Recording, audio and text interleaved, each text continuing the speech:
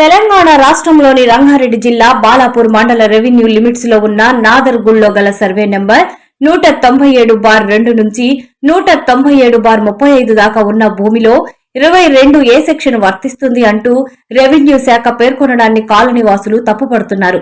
ఒకవైపు లావణి పట్ట అని స్పష్టంగా పేర్కొని ఉన్న కలెక్టర్ మరోవైపు దీనిని ఇంకో కాలంలో అసైన్మెంట్ లాస్ అని పేర్కొనడం విడ్డూరంగా ఉందని ప్రశ్న కూడా ఉదయిస్తుంది. ప్రజల సమస్యలు పరిష్కరించడానికి రెవెన్యూ శాఖ ఉన్నదా లేదా, ప్రజలను మరింతగా ఇబ్బందుల్లోకి నెట్టడానికి రెవెన్యూ శాఖ ఉందా అన్న అనుమానం ఈ సందర్భంగా రాకమానదు.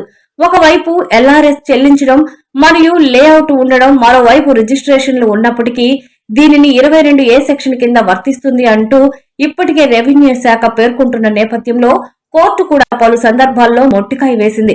అయినప్పటికీ రెవెన్యూ శాఖ కలెక్టర్లు గాని, ఎంఆర్ఓలు గాని, ఆర్డీఓలు గాని మారినప్పుడల్లా 197/2 నుంచి 197/35 వరకు ఉన్న కాలనీవాసులు అనేక ఇబ్బందులతో సతమతమవుతున్నారు. ఇప్పటికే కోర్టు ద్వారా కూడా పర్మిషన్లు పలు ఇళ్లు కట్టించుకోవడానికి సాధించుకున్న నేపథ్యంలోనే అనేక సందర్భాల్లో రెవెన్యూ అధికారులను కోర్టు తప్పుపట్టే అవకాశాలు కూడా స్పష్టంగా ఉన్నాయి. ఇంత జరుగుతున్నప్పటికీ కనువిప్పు చెందకుండా రిజిస్ట్రేషన్లు కలిగి ఉన్న ప్లాట్ల ఓనర్లను ఇబ్బంది పట్టే దశగా రంగారెడ్డి జిల్లా కలెక్టర్ వ్యవహరించడం మంచి సాంప్రదాయం కాదని ఈ సందర్భంగా ఆనంద్ నగర్ వెల్ఫేర్ అసోసియేషన్ లో సీనియర్ సభ్యులైన మహమ్మద్ నజరుల్ హాసన్ పేర్కొన్నారు. ఇప్పటికైనా రాష్ట్ర ముఖ్యమంత్రి రేవంత్ రెడ్డి మరియు రాష్ట్ర రెవెన్యూ శాఖ మంత్రి పొంగులేటి శ్రీనివాస్ రెడ్డి మరియు రంగారెడ్డి జిల్లా ఇన్ఛార్జి మంత్రి శ్రీధర్ బాబు యుద్ధ ప్రాతిపదికన జ్యోతిష్యం చేసుకుని మధ్యతరగతి వాళ్లైన ప్లాట్ల ఓనర్లకు న్యాయం చేసుకుని దీనిని 22 ఏ సెక్షన్ నుంచి తొలగించాలని డిమాండ్ చేశారు.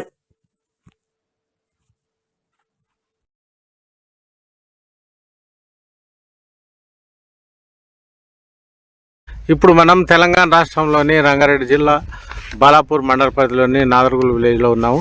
ప్రత్యేకించి ఇక్కడ ఈ గ్రామ పరిధిలోని సర్వే నెంబర్ 197/2 నుంచి 35 మధ్య ఉన్న దాదాపు 200 ఎకరాలకు సంబంధించిన ఇష్యూలో ప్రభుత్వం 22A కింద మా రూల్స్కు విరుద్ధంగా మార్చిన నేపథ్యంలో ఇక్కడ అంతా ఆందోళనకరంగా ఉంది. ముఖ్యంగా ఇక్కడ ప్లాట్లు కొనుగోలు చేసిన మిడిల్ క్లాస్ ఇక్కడ సభ్యులు ఆనంద్ నగర్ కాలనీ పేరుతో ఇక్కడ సొసైటీ వెల్ఫేర్ అసోసియేషన్ కూడా ఏర్పాటైంది. ఈ సొసైటీ సభ్యులు కూడా తాజాగా రంగారెడ్డి కలెక్టర్ జారీ చేసిన ఉత్తర్వుల నేపథ్యంలో చాలా ఆందోళనకరంగా మారిన పరిస్థితి ఉంది.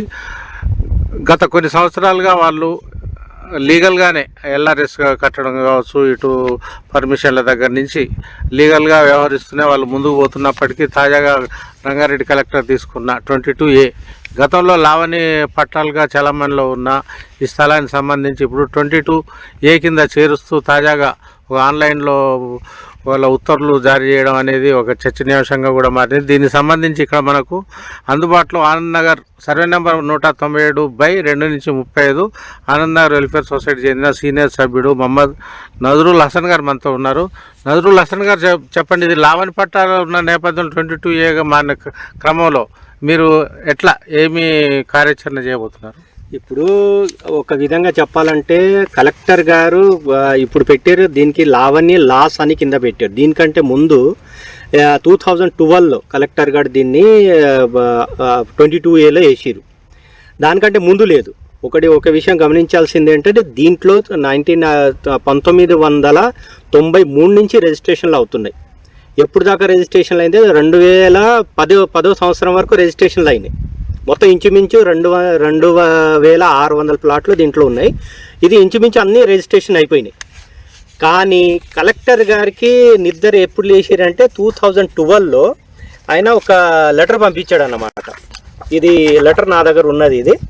ఈ లెటర్ పంపించాడు. ఎక్కడికి పంపించాడు? మన రిజిస్ట్రేషన్ సబ్ రిజిస్టర్ చంపపేటకి పంపించాడు అన్నమాట. దీంట్లో ఏమున్నాయంటే మీరు ఇక్కడ చూడొచ్చు. ఈడ 197/2 నుంచి 22 ఇదంతా ప్లాట్లు ఉన్నాయి చూడండి. మీరు చూడొచ్చు ఇక్కడ ఈ లాస్ట్ పేరా చూడండి. మీరు లాస్ట్ పేరా, ఇక్కడ లాస్ట్ పేరా మీకు కనిపిస్తుందా? ఇవన్నీ చూడండి, ఇది ప్లాట్లు అయినాయి. ఇది ఒకసారి మీరు గమనించండి. అంటే ప్లాట్లు సేల్ అయిపోయినాయి, రిజిస్ట్రేషన్ అయిపోయినాయి. కలెక్టర్ స్వయంగానే అంటున్నాడు ఇవన్నీ ప్లాట్లు అయిపోయినాయి అని.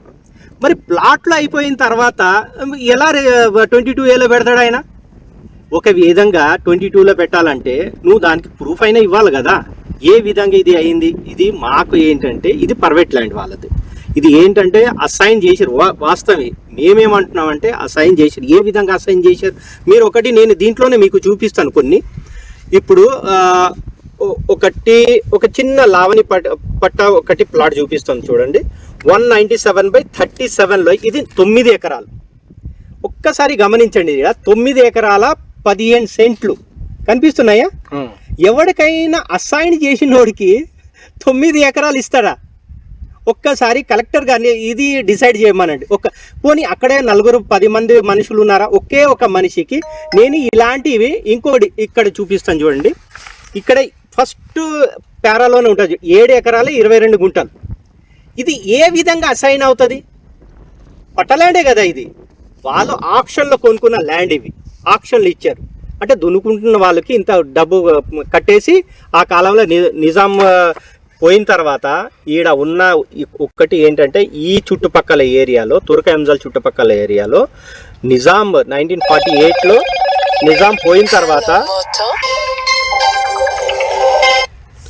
పోయిన తర్వాత ఈ ల్యాండ్ మిగిలి ఉన్నది. ఇంచుమించు 5,000 ఎకరాల పై చినుకే ఉంటుంది, ఇదంతా నిజాం ల్యాండ్. ఈ ల్యాండ్కి మరి ఏం చేస్తే నిజాం పోయిన తర్వాత ఇది యాక్చువల్గా బీదోళ్ళకి పంచాలి కదా. పంచాలంటే ఇక్కడ నేను మీకు ఒక ఉదాహరణ చెప్తాను. 40 సంవత్సరాలు బిఫోర్ ఇదే నాదర్గుల్లో ఎంతమంది ఉంటారండి? నా ఏజ్ 45 సంవత్సరాలు, అంటే నేను అప్పుడు పుట్టలే కూడా. ఆ కాలంలో ఇక్కడ ఎంతమంది ఉంటారు? మా అంటే తిప్పి కొడితే 10-12 మంది. ఇదే గుర్రంగూడలో మా అంటే తిప్పి కొడితే అదే 20-25 మంది. అదే తుర్క ఎంజాల్లో ఎంతమంది ఉంటారు? సేమ్ అంతే అనుకోండి, కొంచెం ఎక్కువ ఉండొచ్చు, 25-30 మంది. ఇదే విలేజెస్ అంతే కదా. వీళ్ళందరికీ ఈ ల్యాండ్లు ఎవరికి ఎలా పడితే అలా పనిచేసారు.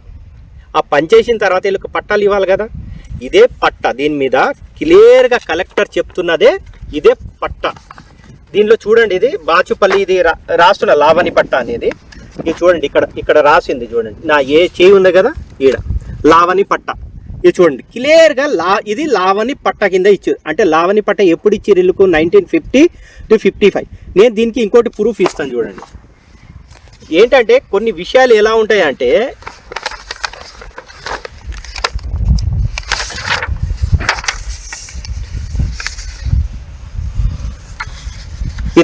దీంట్లో మీరు ఒక్కటి, ఇది సేత్వార్, ఇది దీనిలో క్లియర్గా ఈ సేత్వార్లో డేట్ చూడండి. దీంట్లో 1955-54 అవునా? దీనిలో హరిజనులు రాసి ఉంది. అప్పటికే కులాలు లేవు ఇడ. ఒక విషయం గమనించాలి, ఎస్టీ తర్వాత వచ్చిన ఇవన్నీ హరిజనులు గిరిజనులు అనేవాళ్ళు. ఆ కాలంలో నిజాం పరిపాలనలో ఎస్టీ అలాంటివి ఏం లేవు, హరిజనులు గిరిజనులు అనేవి. దీనిలో చూడండి గిరిజనులు రాసి ఉన్నాయి 1955-54. అంటే ఆ కాలంలోనే ఇల్లుకి ఈ ల్యాండ్ అంతా అమ్ముడుపోయినామాట, వీళ్ళు కొనేసుకున్నారు అప్పటికే. దీంట్లో ఈ సేతువార్లో క్లియర్గా వచ్చేసినాయి దీని మీద. పోనీ ఇది వచ్చిన తర్వాత వీళ్ళు ఏం చేశారంటే, ఉన్నాయి 50 ఏళ్ళు, అలాగే 40 ఏళ్ళు, 30 ఏళ్ళు ఎంతో గడిచిపోయినాయి వీళ్ళకి. మరి ఏం చేస్తారు వీళ్ళంతా? ఈ ల్యాండ్ పెట్టుకొని వాళ్ళు ఏం చేస్తారు, దీని ఒక వెంచర్ చేసిరు, అందరు కలిసి వెంచర్ చేసిరు, ప్లాట్లు చేసిరు, అమ్మేసుకున్నారు. అమ్మేసుకున్న తర్వాత సింపుల్గా చెప్పాలంటే దీనికి కావాల్సిన ప్రాబ్లం ఎక్కడి నుంచి మొదలైంటే 1996లోనే మాల్రెడ్డి రంగారెడ్డి దీన్ని విషయాన్ని మన అసెంబ్లీలో లేవదీసిండు. మా తెలంగాణ ఆంధ్రప్రదేశ్ అసెంబ్లీ మనది ఉండే కదా, ఆడనే లేవదీసిండు. అరే చూసుకుంటారా బాబు, మీరు హరిజనులు గిరిజనులు ల్యాండ్లు అమ్మేసుకుంటున్నారు, ఎస్టీ ల్యాండ్లు అమ్మేసుకుంటున్నారని ఆయన ఒక మాట అన్నాడు అంతే. ఆ మాటకి మన స్పీకర్ గారు ఏం చేసిరంటే అందరికీ నోటీసు పంపించి, బాబు ఇది ఏం జరిగింది, ఏం సంగతి, పేపర్కి వచ్చింది, అన్నీ వచ్చింది. ఆయన అది ఆగల. మరి మీరు గమనించండి, ఇక్కడ దానికి రిజిస్ట్రేషన్ ఆగల. స్పీకర్ గారు లెటర్ పంపించారు. ఎవరికి పంపించాడు? కలెక్టర్కి, రెవెన్యూ డిపార్ట్మెంట్కి, ఎంఆర్ఓకి, రిజిస్ట్రేషన్ ఆఫీస్కి, పేపర్కి కూడా పోయినాయి. కానీ ఎవరు దీన్ని ఆపల. రిజిస్ట్రేషన్ జరుగుతూనే ఉన్నాయి. 2010 సంవత్సరం వరకు రిజిస్ట్రేషన్ జరుగుతూనే ఉన్నాయి. మొత్తం ఇంచుమించు అన్నీ సేల్ అయిపోయినాయి. దీంట్లో అన్ని రిజిస్ట్రేషన్ అయిపోయినాయి. 2600 ప్లాట్లు రిజిస్ట్రేషన్ అయిపోయినాయి. తర్వాత మన కలెక్టర్ గారికి నిద్ర లేచింది. ఆయన లేచేసి, అరే అలా ఎలా రిజిస్ట్రేషన్ అయిపోయినాయి, ఇవన్నీ మన ల్యాండ్ కదా అనుకుంటా, ఇది 2012 సంవత్సరానికి ఇది సబ్ రిజిస్ట్రేర్కి పంపించాడు. బాబు ఈ రిజిస్ట్రేషన్లు ప్లాట్లు అయిపోయినాయి చూడండి. ఈ పక్కలో చూడండి మీరు, ప్లాట్లు ఉంటాయి దీంట్లో. ఇది land, assign land, government land కాదు. ఇది క్లియర్గా ఏమున్నాయి చూడండి. ఇక్కడ గవర్నమెంట్ ల్యాండ్ రాయాలి కదా ఆయన. బాబు ఇది మా గవర్నమెంట్ ల్యాండ్ రాసుకోవాలి కదా ఆయన. నువ్వు రిజిస్ట్రేషన్ ఆపమంటున్నప్పుడు ఏం పద్ధతి మీద నువ్వు ఆపమంటున్నావు? ఇది మాది కాదు, ఇది ఆయనే పంపించింది.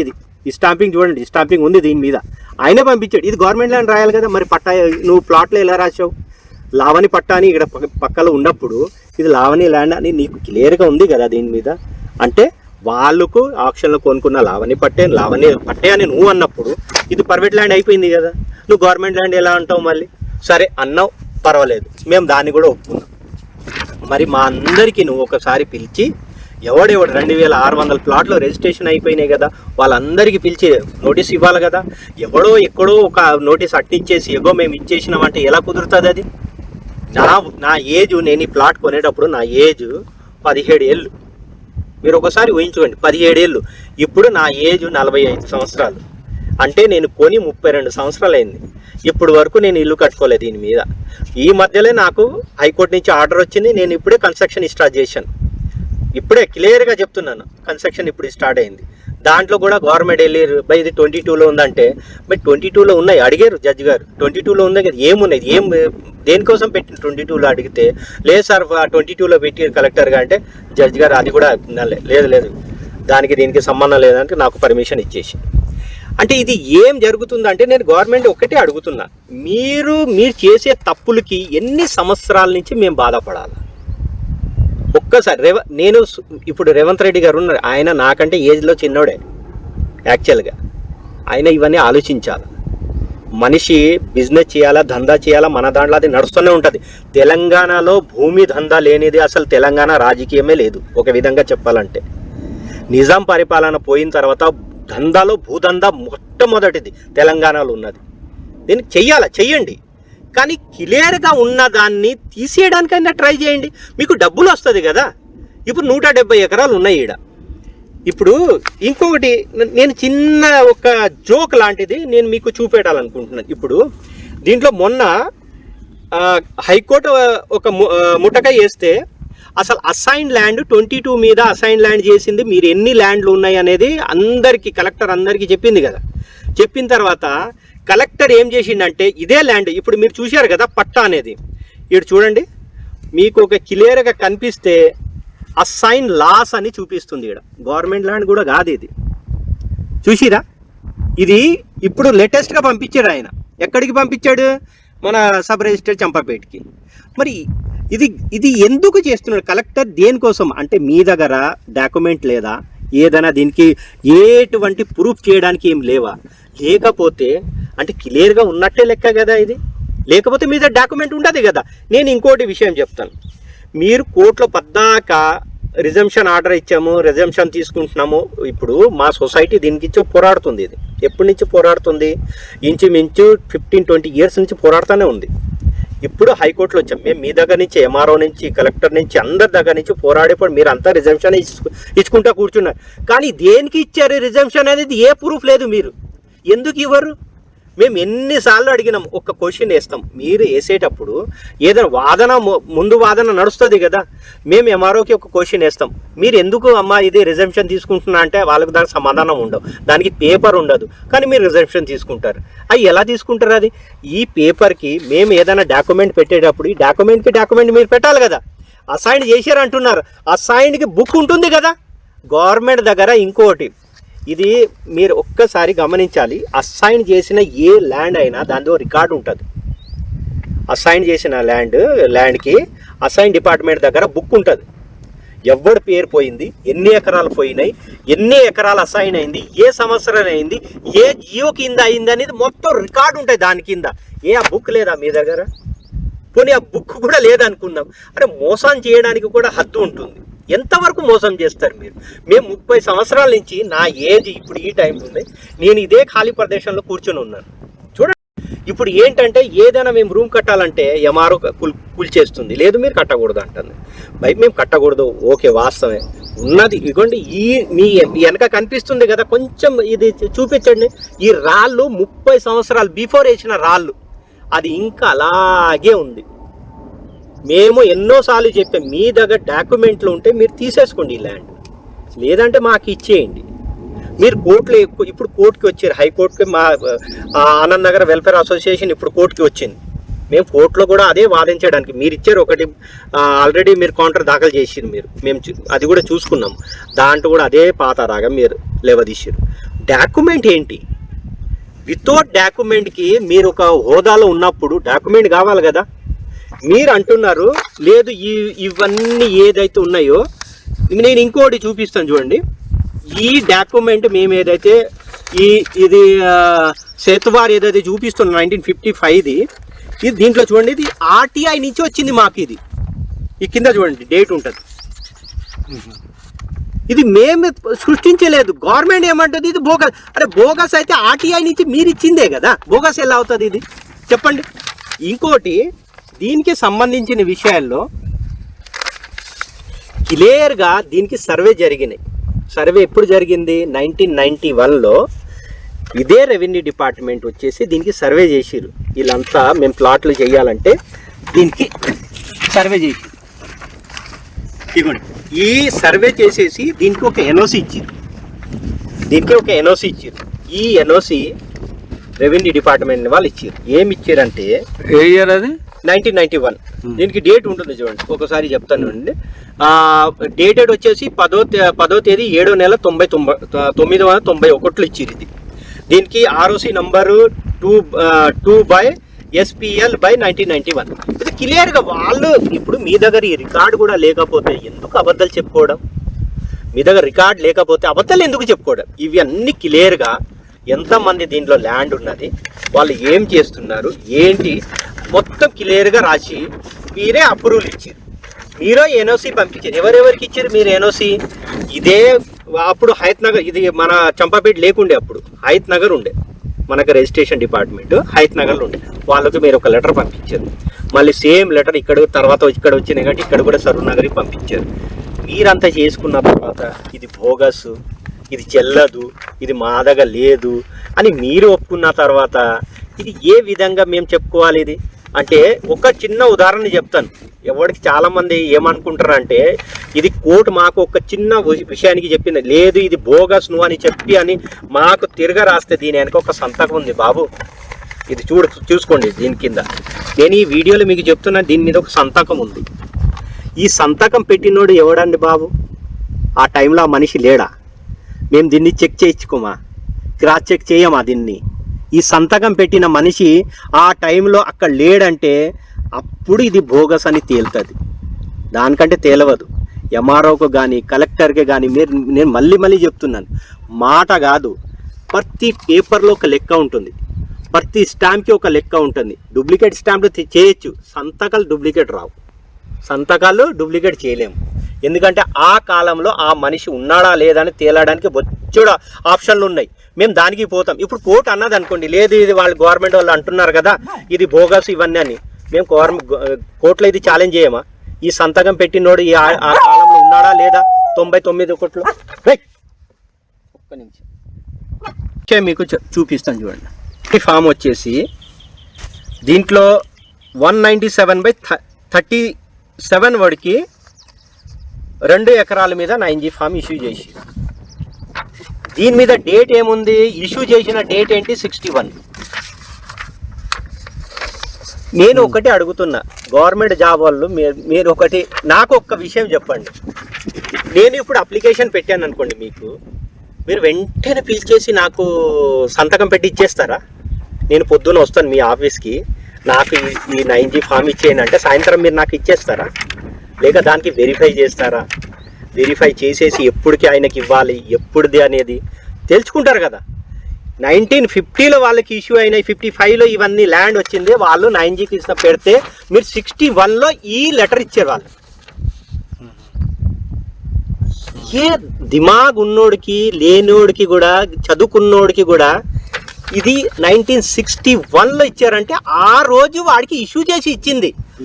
54లో దానికంటే ముందు నేను మీకు చూపించాను కదా, సేతువాలో ఆల్రెడీ సప్లిమెంటరీ సేతువార్ దాంట్లో ఆల్రెడీ 1954లోనే వాళ్ళకి ల్యాండ్ అన్నీ ఇష్యూ అయిపోయినాయి. దాంట్లో రికార్డులు ఉన్నాయి వాళ్ళందరూ. మీరు ఇది ఇచ్చింది ఎప్పుడు? 61లో. అంటే మీరేం వాదిస్తున్నారు? లేదు ఇది 60 వాళ్ళ ఇష్యూ అయ్యింది, 60 వాళ్ళ ఇష్యూ అయ్యింది. ఎంత తెలివి అండి బాబు, మీరు అంత ఐఎస్లు ఎలా చదువుకున్నారో నాకు తెలియదు. నేను ఐఎస్ చదివితే నేను ఈ పాటికి ఇది క్లియర్ చేసేవాడిని. ఇది తెలుసుకోవాల్సింది ఏంటంటే ప్రతి దానికి ఒక లెక్క ఉంటుంది. ఈ లెక్క తేలుతుంది, ప్రతి ఒక్కరికి తేలుతుంది. రెండోది,